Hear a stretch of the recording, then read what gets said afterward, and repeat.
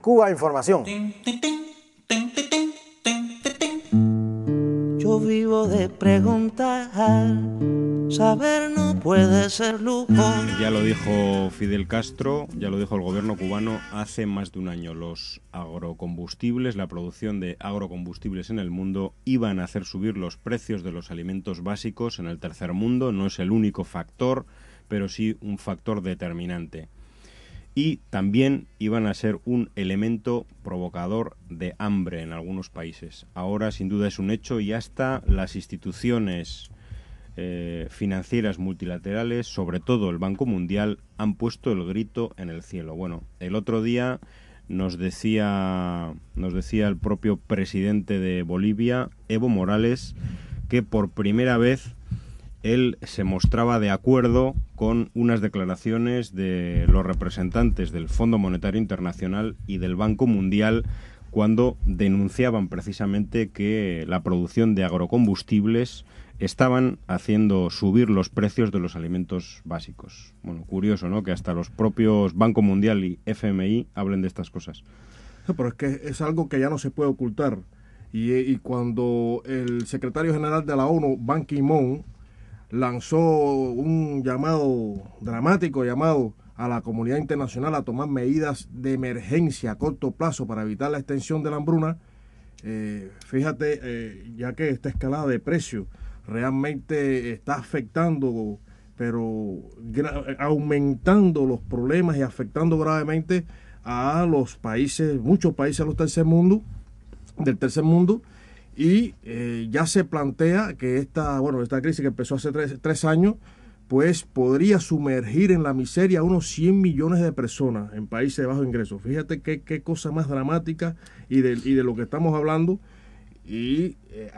teniendo esa realidad y con datos tangibles que expresan la crisis, ¿no?, la tragedia humana que puede avecinarse si no se toman medidas urgentes para frenar esto, pues el imperialismo y las potencias occidentales pues siguen con esta demencial y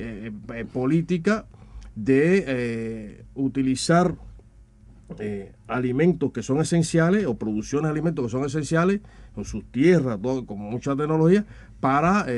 los biocombustibles, para seguir alimentando la industria del automóvil y de los países ricos. Y ya se señala que los principales factores que influyen en incremento de los precios pues son precisamente el fomento del uso del agrocombustible, también las extensas sequías como la de Australia, también en África. Hay que reconocer las cíclicas y profundas sequías que afectan a muchos países de África. Y bueno, también el elevado precio del petróleo, que es fundamental. El precio del petróleo se ha disparado, tiene récord histórico en estos momentos, y todo esto son una serie de factores que inciden gravemente en esta idea de evitar la hambruna y sobre todo dotar a los países del tercer mundo de los medios para salir no solo de la pobreza, sino garantizar la subsistencia misma de la especie. Entonces, bueno, el panorama realmente es de trascendencia. No hay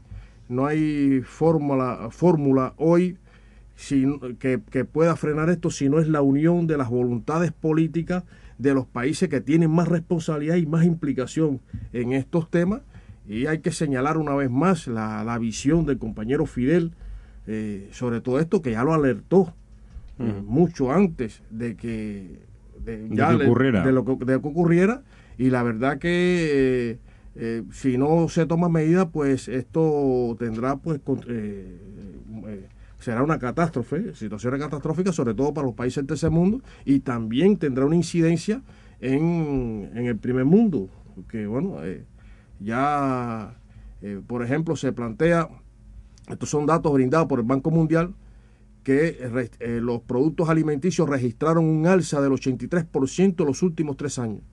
y se prevé una tendencia creciente hasta el 2015, y particularmente en el caso del trigo, el aumento incluso fue de 181%.